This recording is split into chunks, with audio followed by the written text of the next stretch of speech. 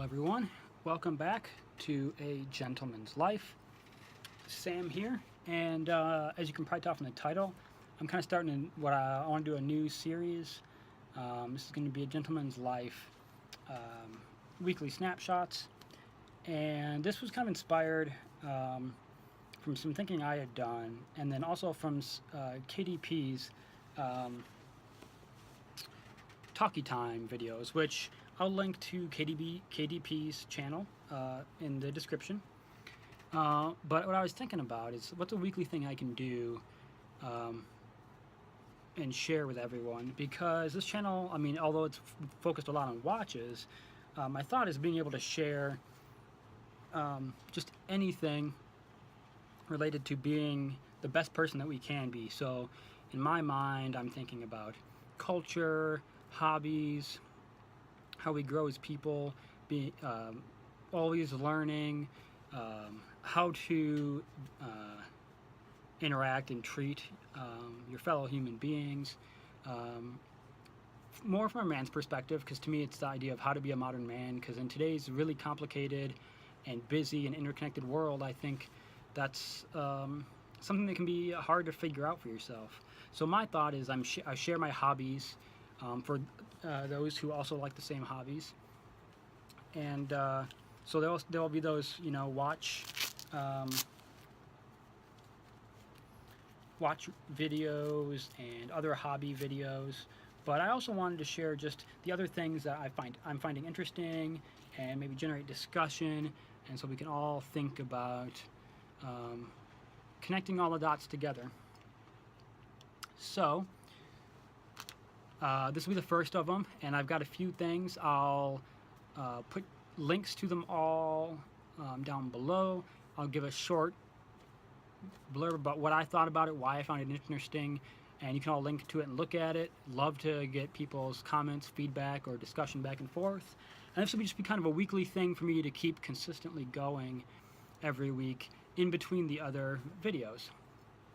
So I have my laptop over here that I'll reference for all the different things, and we'll get to it. So for the first episode, or installment if you will, of a weekly snapshot, the first article I picked from the New York Times. It's called "The Secrets of the Wave Pilots," and it's essentially talking about what is essentially a dying art out in the Marshall Islands of people who can navigate the ocean from waves. No GPS, no compasses, nothing else, just from the waves themselves. And how it's a dying art, and followed someone who's trying to learn this skill. And it actually reminded me of something I'd heard a while back, several years ago, about ancient or Old Finnish, the Old Finnish language, which most Finns don't even know anymore. And the oldest text of kind of the Finnish culture is the Kalevala, and most Finns can't read it, don't understand the language, and it's kind of their most ancient text of their background and their culture. And it made me think of, in the constantly globalizing world, how cultural things like this are kind of dying out. And it just had me thinking about how important it is, even though I believe in a globalized world and the interconnectedness of us all, it's also important, I think, to keep our old culture as well. So there'll be a link to that down below. Another article I read that I really enjoyed was, and I am having trouble getting the camera to stay steady, there we go. An article was in The Economist, and this was on Jane Austen, 200 years later. For anyone who loves literary stuff, she's quite famous. Pride and Prejudice was one of hers, and I remember reading that, probably a decade ago now, and I haven't, and this article just got me thinking about it. And she kind of was, or is, considered one of the, you know, premier British literary figures in history. So I'm probably going to go back sometime this year and either reread Pride and Prejudice or pick another Jane Austen book I haven't read and read. But well worth your time, and I thought it was an interesting article as well, the different viewpoints of her and how she spread across the world and changed generation to generation. Another article I pulled from The Economist was, can the world thrive on 100% renewable energy? And it's talking about how, yeah, we can shift most of our energy usage away from fossil fuels, but it also kind of hits on how these arbitrary numbers, we want to be this like this percentage reliant on renewable energy by this year, are kind of silly, and how it's not going to be a painless transition. And it was just a really interesting article. My lady, who, if she's watching this, hey boo,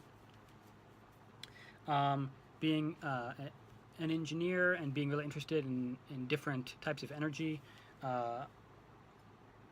I read this and I was just thinking about it, and I found it really interesting because we've talked a little bit about it before. Different sources of energy and how you might capture them for different purposes. And it was just a really interesting read. I'm not one who's a huge push for the green energy thing. I believe doing what makes sense, which to me is a blend of everything, really. I think you can't just say we're only going to rely on this or only going to rely on that. But I think it's also foolish to not kind of transition a number of things to renewable energy. Living in the Southwest right now, if I end up buying property there, I'm probably going to use a lot of solar energy because it's always sunny there. Really smart way to do it. However, I also do love, big 4x4s or fast cars, and I also struggle to see an easy or quick way to transition airliners away from jet fuel. So it's just a really interesting article and gets you thinking, and it had me thinking about pushing too far for this at the sake of what is practical versus continuing the transition. So I thought that was really interesting and worth a read. And then this is a set of two YouTube videos from Hodinkee, as well as a link to the Patek site.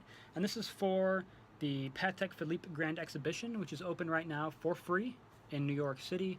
A quick Hodinkee first look inside, and then another one of their weekly video series where they're talking about the exhibition.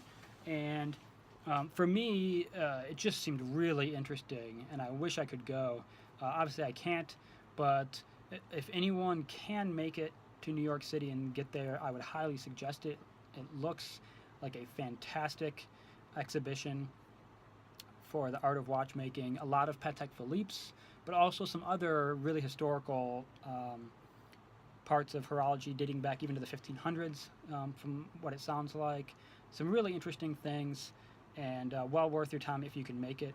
For anyone who can't, like me, I think the Hodinkee videos are well worth checking out, so I'll link up to those. And then I also linked the Patek site about the exhibition as well. And then lastly, another YouTube video. I am a lover of whiskey, and I know quite a bit about it, but from the YouTube channel The Modern Rogue, they've had a few different whiskey ones. A couple are more basic, just about how different whiskeys are different from each other. This one, the title's a bit funny. It says, How to Order Whiskey Like a Gentleman, which isn't why I like the video. It's actually just the content of the video. And he's talking about the 4 basic ways that you can drink whiskey and why you would want them for different whiskeys in different situations. So really interesting for anyone who likes whiskey and well worth a watch. So I hope you all enjoyed this. Let me know what you think of this video series, and we'll look forward to another one next week. I look forward to hearing your comments. And if you enjoyed this or any other videos, please feel free to like or subscribe to the channel. And until next time.